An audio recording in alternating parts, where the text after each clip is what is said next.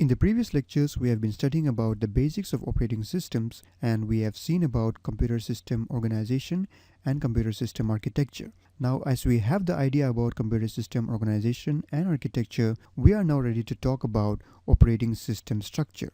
So in this lecture, we will be studying about operating system structure, and we'll be mainly talking about multi-programming and multitasking.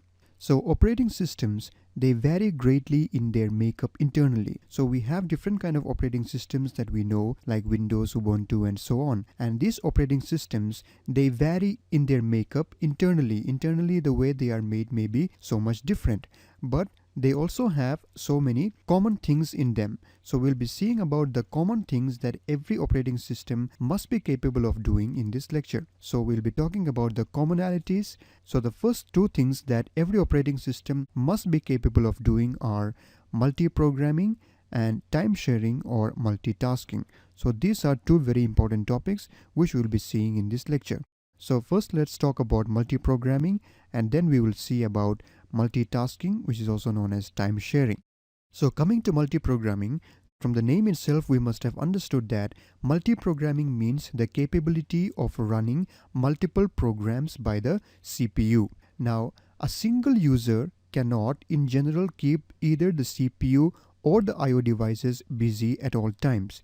Now, if you are not having multi-programming, what will happen is that a single user will always keep the CPU or the I/O devices busy at all the times. That is because when a single user wants to execute a particular task, he will use the CPU. So until and unless the task is completed, no other users can use the CPU or the I/O devices because it is not capable of multi-programming. But in multi-programming, what will happen is that it increases the CPU utilization by organizing the jobs, which are codes and data, so that the CPU always has one to execute. So that means that in multi-programming, what we are trying to do is we are trying to increase our CPU utilization because the CPU is capable of executing multiple programs. So let's see how this works. So in this diagram, we have the job pool and the memory layout of the multi-programming system.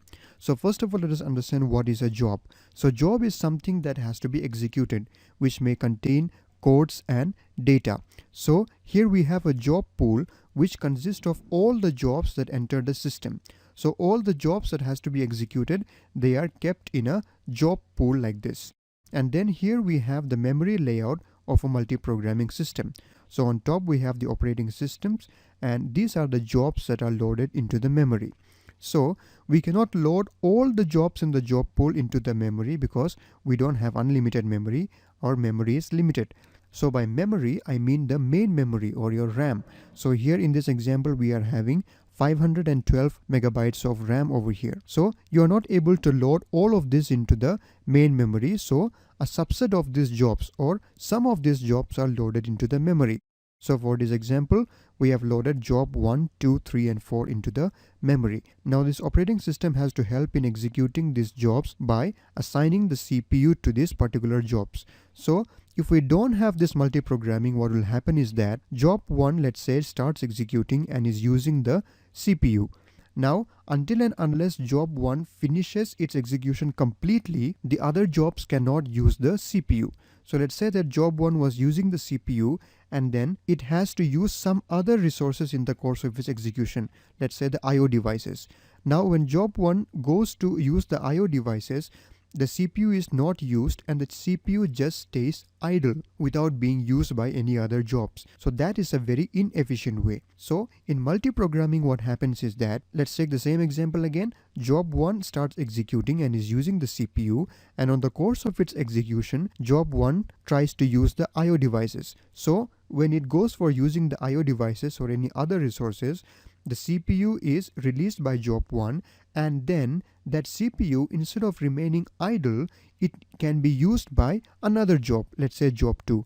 So job 2 can use the CPU until job 1 finishes its other I/O device operation and wants the CPU back. So job 2 will be using the CPU, and again, if let's say job 2 wants to go for using some other resources and does not need the CPU at a particular time, then the CPU again, instead of remaining idle, can be used by job 3 and so on. So in this thing, we see that the CPU does not remain idle.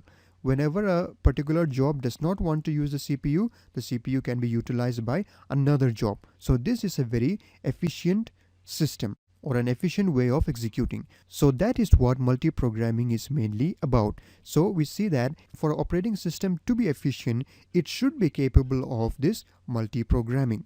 So we can also relate this multi-programming with our day-to-day life. So let's say that, for example, there is a lawyer who has different clients under him. Now the lawyer is not taking care of only a single client at a particular time. Let's say that he is taking care of one client, and when that client's case is waiting to go on a trial, or when the lawyer is waiting for his paperwork to be done, he does not simply keep waiting for that single client, but at that same time he can take care of another client that is under him.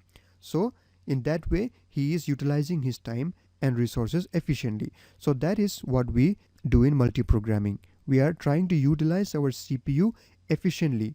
Now, a multi-program systems provides an environment in which the various system resources like CPU, memory, and peripheral devices are used effectively, but they do not provide for user interaction with the computer system.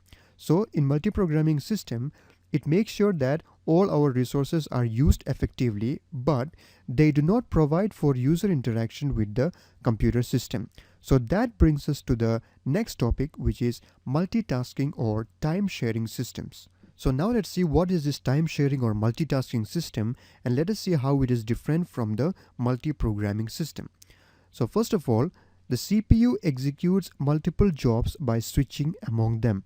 Now this is almost same like the multi-programming system. This first point, it says that the CPU executes multiple jobs. We have multiple jobs as we saw above, and then instead of executing only a single job at a time, what the CPU does is it switches between the jobs, and then the switching occurs so frequently that the user can interact with each program while it is running. Now when the switching happens, it happens so quickly that the user can interact with the program while it is running. So this was something that was not there in the multi-programming. So here the user can actually interact with the program even while it is running, because the switching between the jobs takes place very fast in this time sharing system. And then this time sharing requires an interactive or hands-on computer system which provides direct communication between the user and the system. So this was something that was not there in the multi-programming system. That was the last point that we discussed. But in this time sharing system, there is a direct communication between the user and the system. And in this time sharing system, as the name suggests, a time shared operating system allows many users to share the computer simultaneously. So the computer system is shared among many users simultaneously in this time sharing system. So let's see how this works. So in order to elaborate this point, let us take an example. Let's say that we have a time shared system over here, and there are 4 users sharing this system. User 1, 2, 3, and 4. They are sharing this time shared system.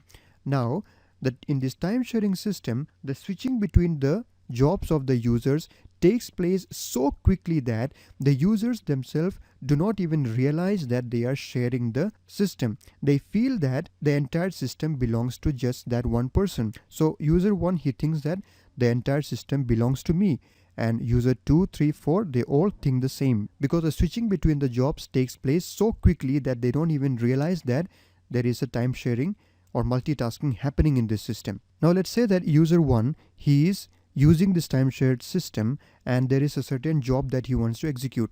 So the job is being executed by the time shared system, and then the execution of the job, it takes place in CPU speed, and we know that CPU speed is very high. So the execution of the job takes place in CPU speed, and let's say that after execution, the user has to be shown some output, and then the user has to give some input again to the system.